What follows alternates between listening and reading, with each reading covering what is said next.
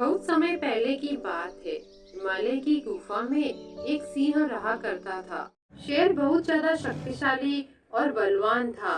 जंगल के सभी जानवर उससे बहुत डरते थे। जंगल के जानवरों को अपना आहार बनाकर वो दिन प्रतिदिन और भी अधिक बलवान होता जा रहा था। उसी जंगल में एक सियार रहता था, जो बहुत ही कामचोर, लालची और घमंडी था। वो हमेशा पूरे जंगल में घूमता रहता था। उसकी नजर दूसरे के किए हुए शिकार पर रहती थी। वो स्वयं कभी शिकार नहीं करता था। एक बार सिंह ने नदी के किनारे एक जंगली भैंसे का शिकार किया। वहीं पर उसका मांस खाकर अपना पेट भरा और पास की ही नदी में पानी पीकर वापस अपनी गुफा की तरफ लौटने लगा।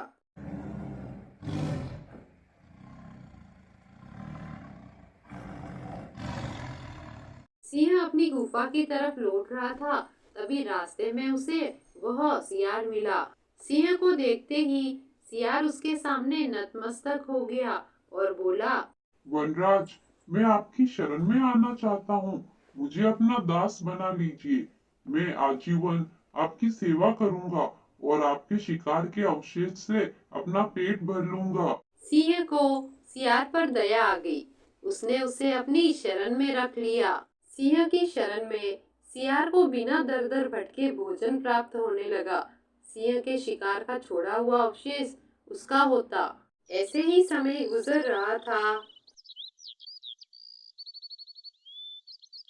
सिंह के छोड़े हुए अवशेष खा खा कर कुछ ही दिनों में सियार हट्टा कट्टा हो गया। शारीरिक बल आने के बाद सियार स्वयं को सिंह के समतुल्य समझने लगा।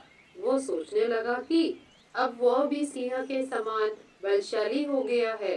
और इसी विचार में वो एक दिन सिंह के पास गया और उससे जाकर बोला, अरे सिंह, मेरा हष्ट पुष्ट शरीर देख और बोल, क्या अब मैं तुमसे कम बलशाली रह गया हूँ?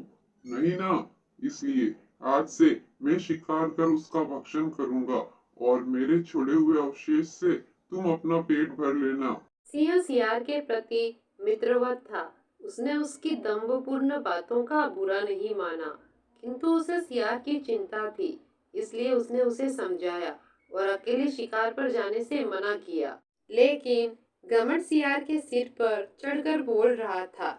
उसने सिंह का परामर्श अनसुना कर दिया और वह पहाड़ की चोटी पर जाकर खड़ा हो गया और मन ही मन में मुस्कुराता हुआ सोचने लगा, अरे वाह, अब तो मैं भी बहुत ज्यादा शक्तिशाली हो गया हूँ। आज सिंह को दिखाता हूँ मैं अपनी ताकत। तभी वहां से उसने देखा कि दो हाथी नीचे से जा रहे थे। तब उसने भी सिंह की तरह छलांग लगाने की सोची, लेकिन था तो वो सियार ही। सियार की तरह जोर जोर से हुआ हुआ की आवाज निकालते हुए वो पहाड़ से हाथियों के झुंड पर कूद पड़ा। लेकिन उनके सिर के ऊपर गिरने के स्थान पर वो उनके पैरों में जा गिरा। मदमस्त हाथी अपनी ही धुन में उसे कुचलते हुए निकल गए और इस तरह सियार के प्राण पखेरु उड़ गए। पहाड़ी के ऊपर खड़ा सिंह अपने मित्र सियार की दशा देखकर बोला, होते हैं जो मूर्ख और घमंडी, होती है उनकी ऐसी ही गति। इस कहानी से हमें यह शिक्षा मिलती है कि घमंड विनाश का कारण बनता है। जब घमंड सिर चढ़कर बोलता है तो मूर्खता हावी होने लगती है और उस दशा में किए गए कर्म विनाश की ओर ले जाते हैं। कहानी को लाइक, शेयर और सब्सक्राइब जरूर करें।